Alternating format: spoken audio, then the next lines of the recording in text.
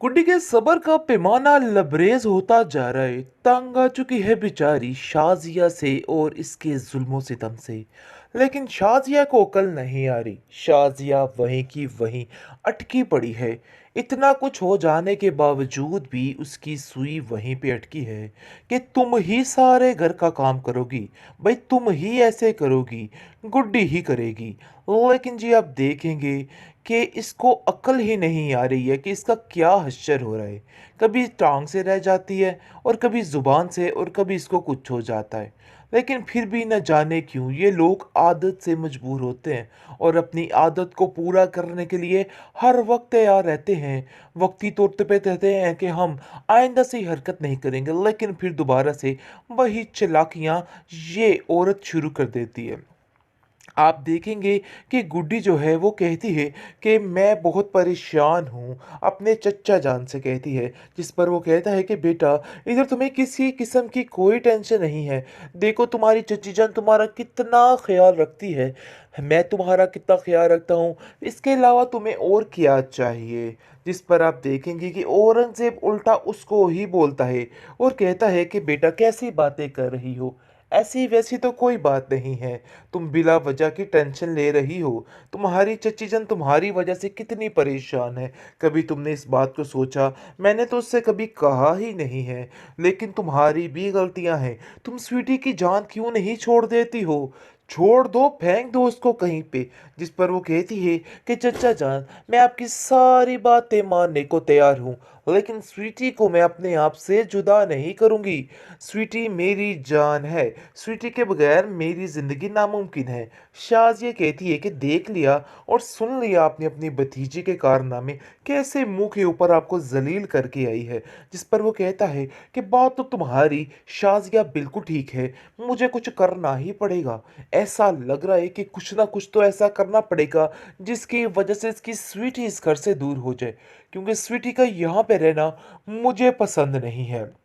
ये स्वीटी कुछ भी कर सकती है, हमारी जान तक ले सकती है। अब मुझे अहमद की बातों का यकीन हो गया है। कल तक मैं आप लोगों की बातों का यकीन नहीं कर रहा था, लेकिन आज मुझे ऐसा लग रहा है कि मुझे आपकी बातों का यकीन करना होगा, वरना हालात काफ़ी मुश्किल हो जाएंगे।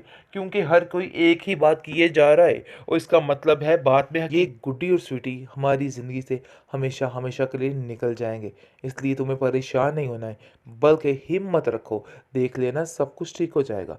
उसको बहुत ज़्यादा तसल्ली देता हुआ नज़र आ रहा है और कहता है कि फ़िक्र मत करना, मैंने जिस दौलत के लिए अपनी सारी ज़िंदगी दांव पर लगा दी, मैं उसको इतनी जल्दी इतनी आसानी के साथ अपने हाथों से नहीं जाने दूंगा। ये मेरा तुमसे वादा है। आगे से शाजी कहती है कि भाई ऐसे ना हो कि आपके वादे के चक्कर में हमारी जान ही चली जाए। इस स्वीटी को तो ठिकाने लगाएं पहले, मुझे तो कुछ समझ नहीं आ रही कि मैं क्या करूं। जिस पर फिर उसका वहम देकर उसको साइड पे कर देता है और कहता है कि नहीं, आप लोगों के वहमो गुमान पे सिर्फ और सिर्फ स्वीटी सवार हो चुकी है, इसके अलावा और कुछ भी नहीं है। तुम लोगों को कुछ नज़र ही नहीं आता स्वीटी के बगैर, इसलिए ये बातें सोचने का कोई फ़ायदा नहीं है। शाजिया समझ चुकी है कि यहाँ पे कोई दाल नहीं गलनी है। खैर अब देखेंगे कि वो अब डबल ट्रिपल से भी पहले से भी ज़्यादा गुड्डी के पीछे हाथ धो के पड़ जाती है और कहती है कि तुम्हारी तो इन 2 दिनों में पर ही निकल आई। ऐसा लगता है कि जैसे सदियों से बड़ी ऐशो-इशरत की ज़िंदगी गुजार रही हो। आखिर तुम्हारी ये डैन-डंग कैसे बदले, मुझे तो समझ नहीं आ रही है। लेकिन औरंगज़ेब इन सब बातों को इग्नोर करने की कोशिश करता है और कहता है कि जाओ गुड्डी, ऐसी कोई बात नहीं, तुम रेस्ट करो। सोने की ज़िद और हठधर्मी उसकी जान ले लेगी। पता नहीं क्या कुछ कर रही है और क्या नहीं कर रही है। जैसा कि आप देख रहे हैं कि आफाक ने जो काम उसने अपनी माँ के साथ किया है, वो उसके साथ करके उसको बेहोश करके उसकी सारी रकम लेने की कोशिश की जा रही है और उस पर तरह तरह के जुल्म ढाए जाएंगे। लेकिन ये बात सोनी को समझ नहीं आई थी। गुड्डी और हमजा समझा समझा के इसको तके, लेकिन इसने उल्टा उनको ही जलील किया, उनको ही रुस्वा किया। लेकिन अब देखेंगे कि आफाक जो है वो ऐसे ऐसे काम करने जा रहा है कि बस ये सोनी याद रखेगी और ये चारों पहलू इसको वही नज़र आएगा। और अब देखेंगे कि फ़िलहाल जो स्वीटी है वो ये सारा माजरा देख रही है। कभी आफाक के आगे नज़र आ रही है और कभी आफाक के पीछे नज़र आ रही है। पहले सोनी को वो परेशान करती रही ताकि सोनी सुधर जाए, लेकिन सोनी को अकल नहीं आई है।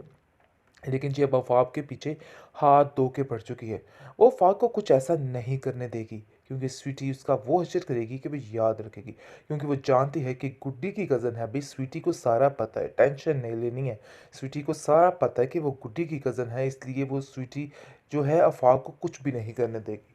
दूसरी तरफ देखेंगे कि जो बंदा इस गुड्डी के साथ बुरा करना चाहता है, उसके साथ ऐसा हशर कर दिया गया है कि ये याद रखेगा। जैसा कि वो लोग फंक्शन से वापस आ रहे होते हैं, उन लोगों का बुरे तरीके से एक्सीडेंट हो जाता है, जिसकी वजह से सारे स्वीटी को ही कसूरवार ठहरा रहे और कह रहे हैं स्वीटी की वजह से ही ये सब कुछ हुआ है। भाई स्वीटी कभी वहाँ पे जाके किसी के आगे गिरी है और कभी पीछे गिरी है, कुछ समझ नहीं आ रही है उसकी। लेकिन जी आप देखेंगे कि जिस तरीके से इस ड्रामे को हॉरर दिखाया गया था ना, ऐसा कोई सीन नहीं है, बल्कि अब तो कुछ और ही सीन बन चुका है। फिलहाल आप देखेंगे कि शाज़िया कहती है कि अरे भई इस लड़की को मैं बिल्कुल भी बर्दाश्त नहीं करूँगी।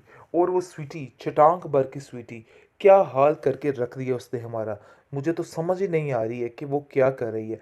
जिस पर गुड्डी कहती है इसकी स्वीटी तो मेरे पास थी। आप कैसे खालाजान कह सकती हैं कि स्वीटी आगे थी आपके वजह से, यानी उसकी वजह से आपका एक्सीडेंट हुआ है। लेकिन जब देखेंगे कि औरंगज़ेब कहता है जो कुछ भी है अभी फ़िलहाल तुम्हें शाज़िया खामोश रहना होगा। इन सब बातों को करने का कोई फ़ायदा नहीं है, क्योंकि अब इन बातों का कोई भी जवाब नहीं है। क्योंकि वो तो गुड्डी का काम ख़त्म करना चाहता है। इसलिए उसके लिए दिन-रात मेहनत कर रहा है और दिन-रात एक कर रहा है और शाहज़ाद को यकीन दिलाता है, कहता है कि बस कुछ देर और ये सब कुछ बर्दाश्त कर लो। देख लेना कि तुम्हारी ज़िंदगी में कितना सुकून हो जाएगा और ये गुड्डी और स्वीटी हमारी ज़िंदगी से हमेशा-हमेशा के लिए निकल जाएँगे। इसलिए तुम्हें परेशान नहीं होना है, बल्कि हिम्मत रखो, देख लेना सब कुछ ठीक हो जाएगा। उसको बहुत ज़्यादा तसल्ली देता हुआ नज़र आ रहा है और कहता है कि फ़िक्र मत करना, मैंने जिस दौलत के लिए अपनी सारी ज़िंदगी दाँव पर लगा दी, मैं उसको इतनी जल्दी, इतनी आसानी के साथ अपने हाथों से नहीं जाने दूँगा। ये मेरा तुमसे वादा है। आगे से शाज़ी कहती है कि भई ऐसे ना हो कि आपके वादे के चक्कर में हमारी जान ही चली जाए। इस स्वीटी को तो ठिकाने लगाएँ पहले, मुझे तो कुछ समझ नहीं आ रही कि मैं क्या करूँ? जिस पर फिर उसका वहम देकर उसको साइड पे कर देता है और कहता है कि नहीं, आप लोगों के वहमो-गुमान पे सिर्फ़ और सिर्फ़ स्वीटी सवार हो चुकी है। इसके अलावा और कुछ भी नहीं है। तुम लोगों को कुछ नज़र ही नहीं आता स्वीटी के बगैर, इसलिए ये बातें सोचने का कोई फ़ायदा नहीं है। शाज़िया समझ चुकी है कि यहाँ पे कोई दाल नहीं गलनी है। ख़ैर आप देखेंगे कि वो अब डबल ट्रिपल से भी पहले से भी ज़्यादा गुड्डी के पीछे हाथ धो के पड़ जाती है और कहती है कि तुम्हारी तो इन 2 दिनों में पर ही निकल आई। ऐसा लगता है कि जैसे सदियों से बड़ी ऐशो-इशरत की ज़िंदगी गुज़ार रही हो। आखिर तुम्हारे ये डैन-डंग कैसे बदले, मुझे तो समझ नहीं आ रही है। लेकिन औरंगज़ेब इन सब बातों को इग्नोर